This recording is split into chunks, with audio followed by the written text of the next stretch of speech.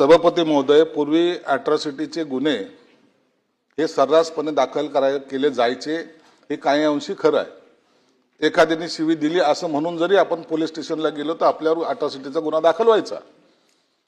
आता गुन्हा दाखल केला की तातडीने आरोपीला 24 तासाच्या आत अटक झाली पाहिजे असं सुद्धा पूर्वी नियम होता आणि त्या पद्धतीने अटक काही लोकांना केली जायची।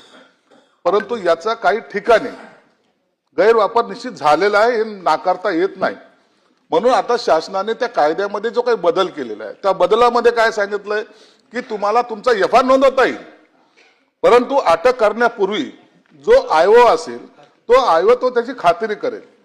आता एफआयआर नोंद झाला, आयओने खात्री केली, त्याला पोलीस स्टेशन मध्ये त्याला तातडीनं त्याचा जर चुकीचा गुन्हा दाखल केला असेल तर पोलीस स्टेशनला तातडीने तुम्हाला तो 169 ज्याला काय आपण म्हणतो, कलम 169च मला वाटतं त्याचं, तर ते समरी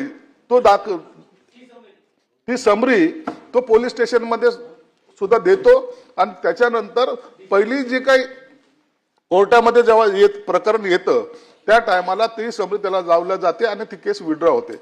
परंतु माझंच तर त्याच्याही पुढे जाऊन सांगणं आहे की असे चुकीचे गुन्हे कुणावर दाखल होऊ नये। अन्याय झाला असेल तर निश्चित झाला पाहिजे, त्याच्यावर गुन्हा दाखल झालाच पाहिजे।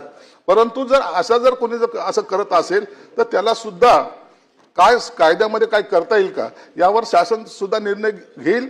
परंतु आता तातडीने अटक करण्याची जी काही पूर्वीची काय पद्धत होती ती आता थांबलेली आहे। त्याचा मला वाटतं आता समाजामध्ये हे जे काही अॅट्रॉसिटीचे गुन्ह्याचे प्रमाण त्याच्यामुळे कमी सुद्धा झालेलं आहे। अॅट्रॉसिटी ऍक्ट मध्ये चौकशी केल्याशिवाय अटक होणार नाही अशी एक बदल झाल्याची अफवा आणि खोटी माहिती खुद्द सामाजिक न्याय मंत्री संजय शिरसाट यांनी दिलेली आहे।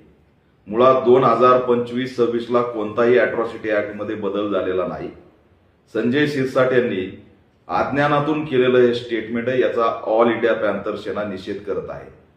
दुर्दैव आहे की अनुसूचित जातीचे असलेले संजय शिरसाटच सामाजिक न्यायाची भाषा सोडून सामाजिक अन्यायाची भाषा करायला लागले। त्यामुळे त्यांच्या या विधानाचा परिणाम म्हणजे दलित आणि आदिवासी घटकांवरती अन्याय अत्याचार मोठ्या प्रमाणात वाढण्याची शक्यता आहे। 2018 ला अॅट्रॉसिटी ऍक्ट मध्ये जो काही बदल झालेला आहे तोच असणारा सांगतोय की तक्रार आल्या एफआयआर दाखल झाली पाहिजे आणि इमिडिएट आरोपीला अटक झाली पाहिजे। संजय शिरसाट यांनी हा शोध कुठून लावला हा प्रश्न आम्ही त्यांना विचारतोय। त्यांनी अफवा पसरवलेली आहे, मिसगाईड केलेलं आहे, मिस इन्फॉर्मेशन दिलेली आहे आणि याचा परिणाम समाजात झाल्याशिवाय राहणार नाही। म्हणून त्यांना कोणत्याही परिस्थितीत सामाजिक न्याय मंत्री पदावरती बसण्याचा नैतिक अधिकार राहिलेला नाही। तात्काळ त्यांचा राजीनामा राज्य सरकारने घेतला पाहिजे अशी ऑल इंडिया पॅंथर सेना मागणी करत आहे। दुर्दैवाने अन्याय अत्याचार, दलितांच्या भूमिका आणि अॅट्रॉसिटी ऍक्ट याबद्दल संजय शिरसाट यांना कसलीही माहिती नाही, ते अफवा पसरवत आहेत हेच असणारं सत्य आहे आणि त्याच्यामुळे त्यांचा सामाजिक न्याय मंत्री पदाचा राजीनामा घ्यावा अशी ऑल इंडिया पॅंथर सेना मागणी करत आहे।